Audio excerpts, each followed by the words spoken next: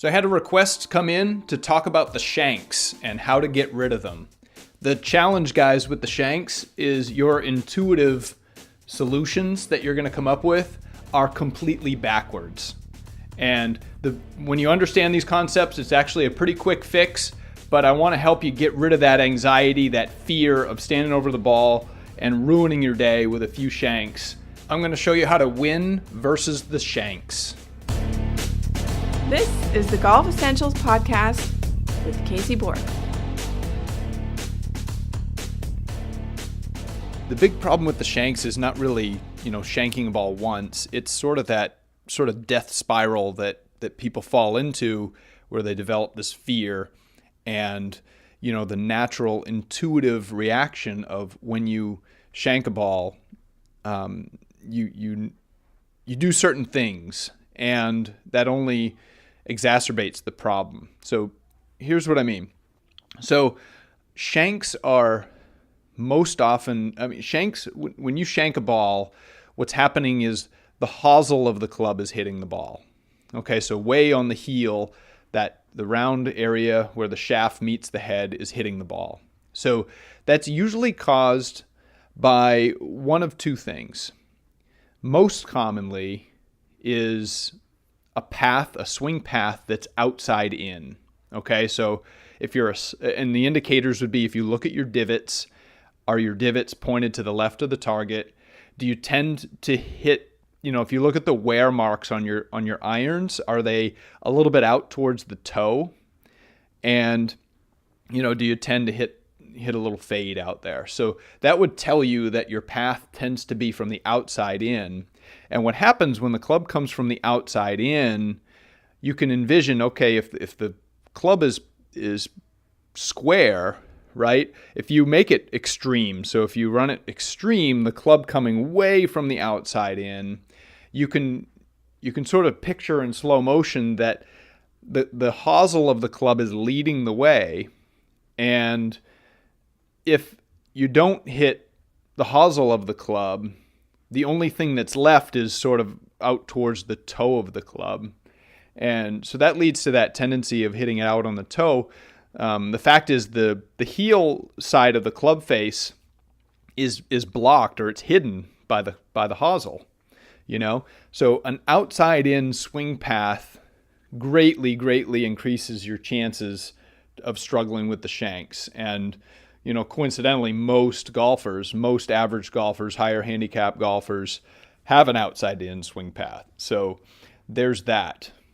The other is, people think, okay, if I'm hitting it on the hosel, I need to stand further away from the ball, or I need to be further away from the ball. And that's an intuitive thing, right? If I'm hitting it on the hosel, if I move an inch or so away from the ball, or as I swing, if I get a little further away from the ball, I won't hit the hosel. And so that, of course, increases your likelihood of coming across the ball from the outside in. But additionally, if you think of the physics involved, okay, so, and you can model this. If you set up to a ball, get in your playing position, put the club squarely behind the ball, and if you keep everything constant, like don't move your arms, your hands, anything, except raise your spine up just a little bit. So feel like you're just moving just slightly, standing upward just a hair, you're going to see that the way that things are structured, the club doesn't just come straight up in the air. As it comes up, it's also moving outward. Okay? So you could see if you raise up just a couple degrees with your spine, you're now exposing the hosel to the ball. So those two factors combined are what cause the shanks. And the devilish thing about it is those are the two things that you're most likely as a human to move towards once you shank it once or twice, right? If you're a little bit nervous about hitting it on the hosel, you're going to swing with your arms and you're going to finish with everything in tight, right? You're going to get alligator arms as you're coming through the ball, but that's causing the path of the club to move across the ball further. Even your good shots are probably going to get weaker, and that's going to increase the likelihood that you're presenting the hosel of the club first. Additionally, or alternatively, as you're doing that, your spine is becoming more vertical, which actually pushes the hosel outward. It's really counterintuitive. You lift your body away from the ball, but the hosel, is actually moving outward and exposing the hosel even more. So those tendencies lead to this death spiral.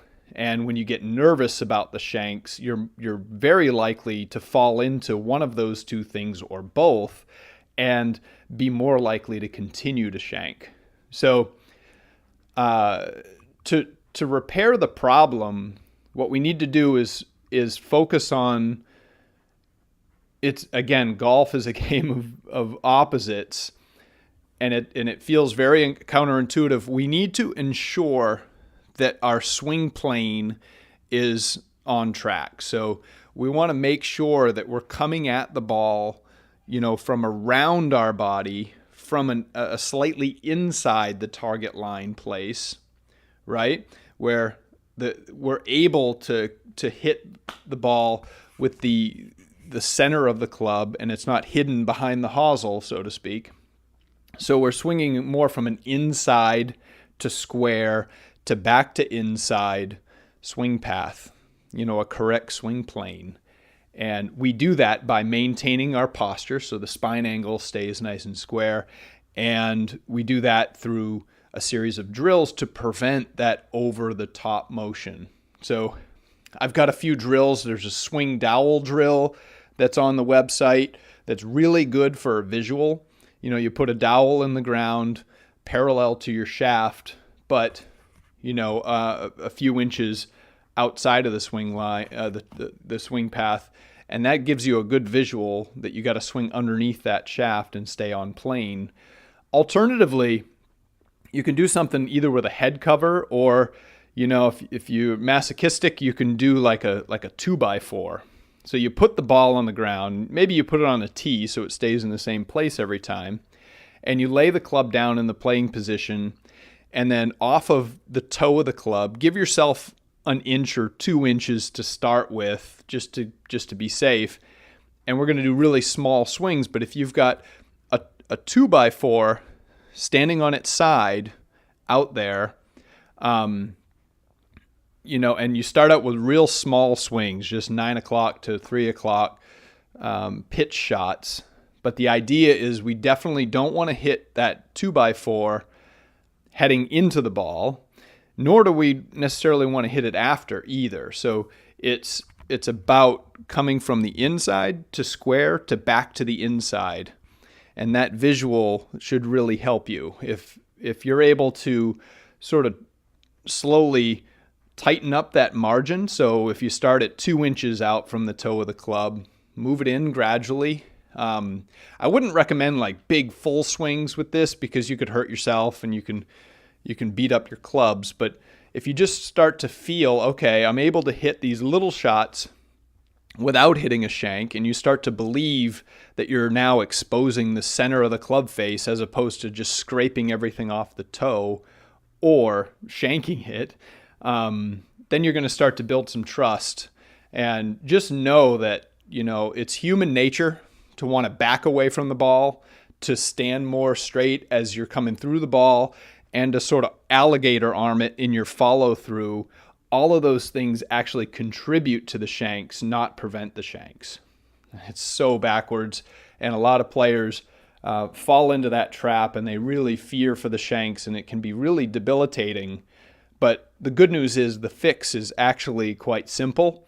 You just got to understand the physics of it, and hopefully that really helps you guys. If you have any questions or you feel like there's other things going on, reach out to me. I love fixing problems like this and helping people enjoy the game a little bit more than, it really sucks. If you're under a little heat or playing with your buddies and you feel like at any moment you could shank it and just be in your pocket for the hole, that really sucks. So hopefully this helps. I think just a little bit of practice, really, like one range session, 30 or 50 balls should do the trick to build that confidence, to have you coming from the inside, staying on plane, and not coming from the outside and falling back as you make impact with the ball. Hey guys, I'm all about bringing value, so shoot me all of the questions that you have, cbork@pga.com. If you like the stuff, be sure to share it and subscribe on whatever channels you're watching it on. Apple Podcasts, Google Casts, any of those channels. You should be able to subscribe easily so you get every episode. Thanks, guys.